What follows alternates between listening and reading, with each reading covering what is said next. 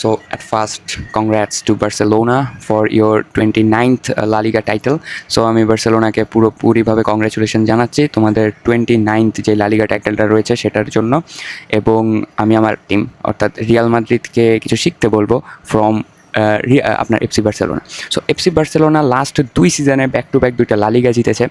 যদিও বার্সেলোনা আপনার ইউসিএলে কম্পিট করতে গিয়ে একটু ঝামেলায় পড়েছে, এটা আমি মানি, বাট তারপরও they had 5 trophies in 2 season. So এটা আমাদের জন্য মানে অনেকটা, 2 সিজনে আমাদের মাত্র 2টো ফাইনাল, 2টো ট্রফি আছে আর তাদের 5টা। সো কোন কোন জায়গায় আমাদের শেখা উচিত ফ্রম বার্সেলোনা? ওকে, সো আমার মতে আমাদের কিছু জিনিস বার্সেলোনার কাছ থেকে শেখা উচিত। যে জিনিসটা যদি আমরা ইমপ্লিমেন্ট করতে পারি আমাদের টিম ম্যানেজমেন্টের মধ্যে বা আমাদের টিমের মধ্যে, তাহলে উই থিঙ্ক দ্যাট নেক্সট সিজনে না হলেও তারপরের কয়েক সিজনে আমরা ভালো কিছু একটা ফলাফল পেতে পারি, আমার মনে হয় অন্তত।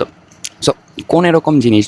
আমি মনে করি 2টো জিনিস রয়েছে, যে 2টো জিনিস আমাদের নিজেদের টিমের মধ্যে ইমপ্লিমেন্ট করা উচিত ফ্রম বার্সেলোনা। তাহলে অন্তত আমরা মানে নেক্সট সিজনে ভালো কিছু একটা করতে পারবো। নেক্সট সিজনেও যদি না পারি তারপরের সিজনে আমরা নিশ্চয়ই ভালো কিছু করতে পারবো, এটা আমার মনে হয়।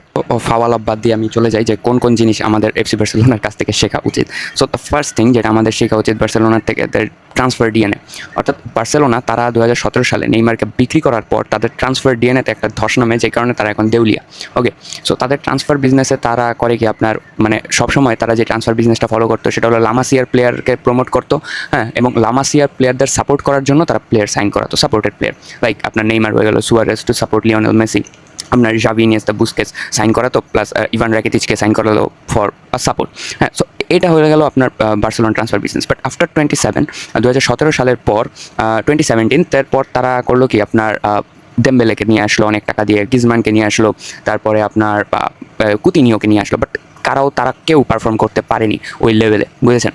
অ্যান্ড তারা এর্নেস্টো ভালভার্ডেকে কোচ হিসেবে আনলো, যে আপনার প্র্যাগম্যাটিক কোনো কোচ না বার্সেলোনার জন্য, যিনি আপনার অনেকটা মানে প্লেয়ার ম্যানেজমেন্টের উপর ভিত্তি করে ফুটবল খেলায়। সো সেই সব জায়গার প্রবলেমের কারণে বার্সেলোনা আপনার ওই টাইমটায় টাকা পয়সার সমস্যা হলো, লিওনেল মেসিকে হারাতে হলো, এরপরে আপনার মানে প্লেয়ারদের মধ্যে ঝামেলার সৃষ্টি হলো, অনেক প্লেয়ার বেরিয়ে গেল, অনেক প্লেয়ারকে আপনার সেল করতে হয়েছে, ট্রফি তো জিততেই পারেনি ওই টাইমে ভালো মতন কিছু।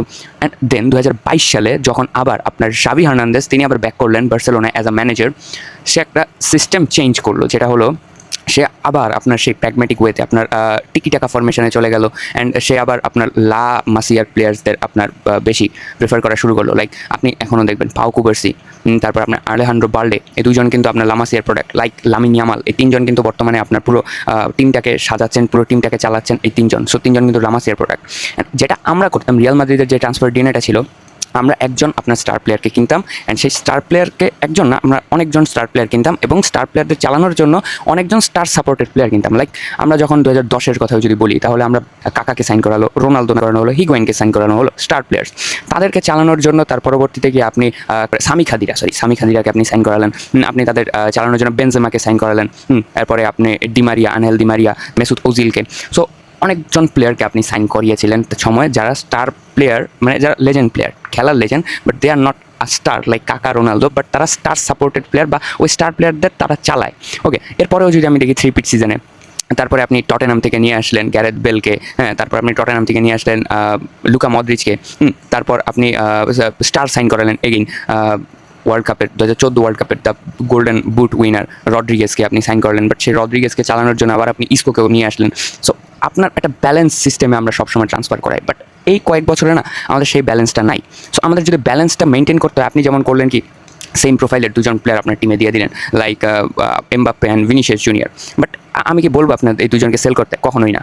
এই 2জনের কাউকে সেল করে আমাদের কি কোনো লাভ হবে? কারণ একজন আপনার 40+ জিএ জেনারেট করছে, এবং ভিনি আপনার প্রায় 30+ জিএ, আপনার এমবাপ্পে এবং ভিনির কাছে আপনি প্রায় 70+ জিএ পাচ্ছেন। তো সেই জায়গায় আই ডোন্ট থিঙ্ক যে কাউকে সেল করা আপনার উচিত হবে। সেই জায়গায় আপনি একটা রাইট উইঙ্গার প্রেফার করতে পারেন, আপনি একটা রাইট উইঙ্গার নিয়ে আসতে পারেন আপনার টিমের জন্য, যে রাইট উইঙ্গার আপনাকে ওরকম স্টার পারফরমেন্স দেবে না, বাট সে আপনাকে একটা ব্যালেন্স পারফরমেন্স দেবে, আপনার ওই ভিনি এবং আপনার এমবাপ্পেকে চালাতে পারবে। সো এরকম একটা সুন্দর একটা সাইনিং আপনাকে করতে হবে। এবং আপনি যদি মিডফিল্ডের কথা বলেন, সেখানে আমাদের বেলিংহাম এবং আপনি ফেদেরিকো ভালভার্দে 2জন বক্স টু বক্স মিডফিল্ডার আপনি এনে বসিয়ে দিয়েছেন, আপনার কোনো প্লে মেকার নেই। হ্যাঁ, আপনার যদি মিডফিল্ডে আমরা তাকাই 4 ধরনের মিডফিল্ডার আছে। একজন হলো আপনার প্লে মেকার, একজন হলো অ্যাডভান্স প্লে মেকার, একজন থাকে বক্স টু বক্স মিডফিল্ডার এবং আরেকজন থাকে হলো আপনার ball winning midfielder. So advance play মেকারের কাজটা শুধুমাত্র আপনার অ্যাটাকিংয়ে থাকে, হ্যাঁ, এবং বক্স টু বক্স মিডফিল্ডারের কাজ থাকে হলো আপনার বল ক্যারি করা, বল প্রোগ্রেশন করা, মাঝে মাঝে গিয়ে গোল দিয়ে আসা।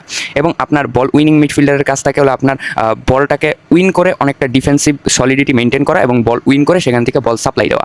এবং মেইন যেই কাজটা থাকে, যিনি পুরো মিডফিল্ডটা কন্ট্রোল করে, প্লে মেকার। আপনার দলে কোনো প্লে মেকার নাই, আপনি 2 জন বক্স টু বক্স প্লেয়ার এনে বসাই দিয়েছেন, আপনার কাছে চুয়ামিনি যদি আপনার ইনজুরিতে পড়ে তাহলে আপনার ওই বল উইনিং কোনো মিডফিল্ডার নাই আপনার দলে, হ্যাঁ। এরপরে আপনার কোনো ধরনের ওইরকম মানে অ্যাডভান্স প্লে মেকার আছে আপনার, এটা বলতে পারবো যে অ্যাডভান্স প্লে মেকার আছে আর গুলার অ্যান্ড ব্রাহিম ডিয়াজ, এটুকু ঠিক আছে। বাট আপনার দলে একজনও প্লে মেকার নাই এবং চুয়ামিনি বাদে আপনার কোনো বল উইনিং মিডফিল্ডারও নাই। সো এখানে আমার একটা আপনার চুয়ামিনির বিপরীতে একজন বল উইনিং মিডফিল্ডার লাগবে, যিনি আপনার বল উইনিং করবেন, হ্যাঁ, এবং তিনি বেঞ্চে থাকবেন। এবং আরেকজন starter, guarantee starter play maker I think আমাদের লাগবে একজন বল উইনিং আপনার একজন প্লে মেকার।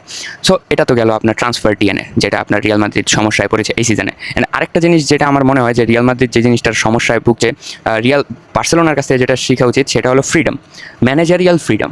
আপনার টিমে আপনি, হ্যাঁ, অনেকে বলবেন যে রিয়াল মাদ্রিদ আপনার লাস্ট 2009 সাল থেকে এই পর্যন্ত কোনো সময় আপনার ওইরকম ফ্রিডম দেয় নাই। কিন্তু আপনি কি জানেন প্রায় 7 থেকে 8 জন ম্যানেজার চেঞ্জ হয়েছে রিয়াল মাদ্রিদে, তার মধ্যে অনলি 2 জন ম্যানেজার শুধুমাত্র আপনার ইউসিএল জেতাতে পেরেছে এই টিম নিয়ে। যার একজন তো আপনার কার্লো আনচেলত্তি অবভিয়াসলি, আর আরেকজন হলো আমাদের the legend Zidane. So Zidane আপনার রিয়াল মাদ্রিদের লেজেন্ড হিসেবে ছিলেন, এই জন্য তিনি ম্যানেজারটা খুব ভালোভাবে করতে পেরেছিলেন।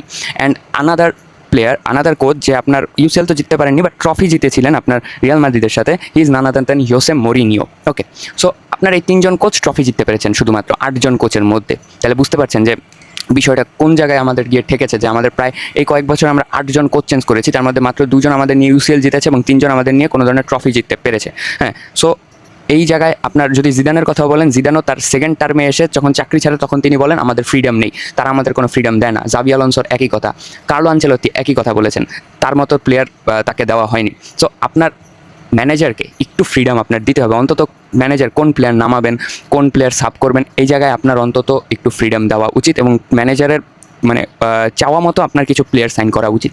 না হলে আপনার কোনো দিন রিয়াল মাদ্রিদ হয়তো নেক্সট সিজনেও ট্রফি যাবে, এভাবেও যাবে। Congratulation Barcelona for your 13th LaLiga অ্যাডভান্সে। আমি বলেছিলাম যে লালিগা আবার জিতবে বার্সেলোনা, এটুকু আমার হয়তো মনে হচ্ছে এই সিজনের পরে। হয়তো নেক্সট সিজন এর পরের সিজন যেটা থাকবে ওইটাই হয়তো আমরা আবার জেতার একটা চান্স নিতে পারি, বাট নেক্সট সিজনে আই ডোন্ট থিঙ্ক যে আমাদের কিছু জেতা সম্ভব। সো এটাই ছিল ভিডিও, ভালো থাকবেন, সুস্থ থাকবেন, আমার সাথেই থাকবেন এবং ফলো করে দেবেন আমার Facebook and TikTok, and subscribe করে দেবেন আমার ইউটিউব চ্যানেলটিকে। বাই।